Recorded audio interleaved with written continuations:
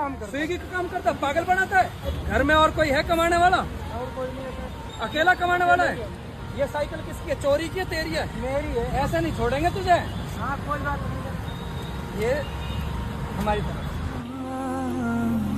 कमजोरों को मैं बल बन के।